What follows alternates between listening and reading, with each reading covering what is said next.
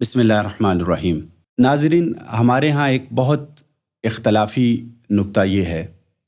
کہ کیا مسلمان کو کسی ایک خاص فقہی مذہب یا امام کی تقلید کرنا ضروری ہے اور اس پر یہ لازم ہے کہ وہ کسی ایک ہی امام کے مسلک کو فالو کرے، یا اس کو یہ اختیار ہے کہ جو بھی عالم اسے مل جائے اس سے وہ مسئلہ دریافت کر لے۔ اور اس مسئلے میں پچھلے کئی برسوں بلکہ دہائیوں اور صدیوں سے اختلاف کا سلسلہ جاری ہے۔ صحیح بات یہ ہے کہ ہر مسلمان اس بات کا پابند ہے کہ وہ کتاب و سنت پر عمل کرے۔ اتبعوا ما انزل الیکم من ربکم ولا تتبعوا من دونہ اولیاء، اطیعوا اللہ و اطیعوا الرسول۔ تو مستقل اطاعت جو ہے وہ اللہ اور رسول کی ہے، اور اتباع جو ہے وہ وحی کی ہے۔ لیکن اب ایک مسئلہ یہ پیدا ہوتا ہے کہ بعض اوقات ہر انسان جو ہے وہ ہر مسئلے کا علم نہیں رکھتا، تو اس کا حل بھی قرآن مجید نے بتا دیا کہ فَاسْأَلُوا أَهْلَ الذِّكْرِ إِن كُنتُمْ لَا تَعْلَمُونَ، کہ اگر تمہیں کسی چیز کے متعلق علم نہیں ہے تو اہل ذکر یعنی علماء سے پوچھو، جو شریعت کے ماہرین ہیں ان سے سوال کرو۔ اب شریعت کے ماہرین ظاہر علماء ہیں، فقہاء ہیں، مفتیان کرام ہیں، تو ایک انسان جب ان سے جا کر مسئلہ پوچھتا ہے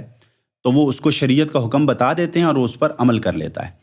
اب سوال یہ ہے کہ جب وہ عامی کسی عالم کے پاس جا کر فتویٰ پوچھتا ہے تو کیا یہ تقلید ہے یا نہیں ہے؟ تو اس کے بارے میں بعض علماء یہ کہتے ہیں کہ یہاں دو رویے ہیں۔ ایک رویہ تو یہ ہے کہ وہ بغیر کسی دلیل کو جانے اور سمجھے یا دلیل طلب کیے بغیر جب کسی عالم کی بات کو قبول کر لیتا ہے تو اس کو تقلید کہتے ہیں۔ اور اگر وہ دلیل کو سمجھنے کی کوشش کرتا ہے، دلیل طلب کرتا ہے، اور عالم اس کو جو دلیل بتاتا ہے وہ اس کو کسی حد تک سمجھ لیتا ہے، تو اس کو تقلید کے بجائے اتباع کہنا چاہیے، کیونکہ اصل میں تو وہ اتباع شریعت ہی کی کر رہا ہے۔ تو اب اگر صرف اتنی بات ہو کہ ایک عامی کسی عالم سے مسئلہ پوچھ کر عمل کرے، اس کو تقلید کہنا ہے یا اتباع، تو یہ ایک الگ بحث ہے۔ لیکن اس سے اگلی بحث یہ ہے کہ کیا کسی شخص پر یہ لازم ہے کہ اگر مثلاً وہ شافعی ہے تو وہ ہر وقت کسی شافعی عالم ہی کی تلاش میں رہے اور اس سے یہی پوچھے کہ مجھے شافعی فقہ ہی کا مسئلہ بتاؤ اور اس کے بغیر میں عمل نہیں کروں گا؟ تو یہ رویہ بہرحال ہمیں سلف سے نہیں ملتا، بلکہ سلف کے خاص طور سے پہلی 4 صدیوں میں شاہ ولی اللہ محدث دہلوی رحمۃ اللہ علیہ نے لکھا ہے کہ پہلی 4 صدیوں میں مسلمانوں کا طریقہ کار یہی تھا کہ جو بھی عالم میسر ہوتا وہ اس سے دین کا، شریعت کا حکم پوچھ لیتے اور اس پر عمل کرتے۔ لیکن اس کے بعد پھر باقاعدہ طور سے مکاتب فکر کو مخصوص کر لیا گیا اور یہ کہا گیا کہ ایک آدمی اگر امام اعظم ابو حنیفہ رحمۃ اللہ علیہ کی فقہ پر عمل کرتا ہے تو وہ تمام زندگی کے مسائل میں صرف اسی پر چلے گا اور اس کو چھوڑ کر وہ کسی دوسرے امام کی رائے پر عمل نہیں کر سکتا۔ لیکن کتاب و سنت سے ایسی کوئی دلیل ہمیں نہیں ملتی کہ جس سے ہم کسی شخص کو پابند کریں کہ وہ کسی ایک ہی امام کی ہمیشہ اتباع کرتا رہے۔ شیخ الاسلام امام ابن تیمیہ رحمۃ اللہ علیہ نے لکھا ہے کہ ایسا رویہ اصل میں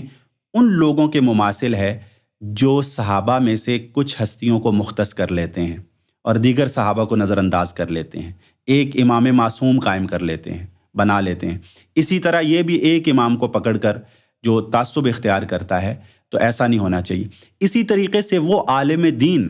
کہ جس کے سامنے یہ دلیل واضح ہو جاتی ہے کہ اس مسئلے میں ہمارا جو مسلک ہے یا ہمارے امام کا یا ہماری فقہ کا جو مسئلہ ہے اس کی دلیل کمزور ہے اور دوسرے مذہب اور مسلک کی دلیل قوی ہے، لیکن وہ اس بات پہ اگر جمع رہتا ہے کہ میرے امام کا قول یہ ہے، تو یہ رویہ بھی سخت قابل مذمت ہے، اس لیے کہ اس صورت میں وہ کتاب و سنت کو چھوڑ کر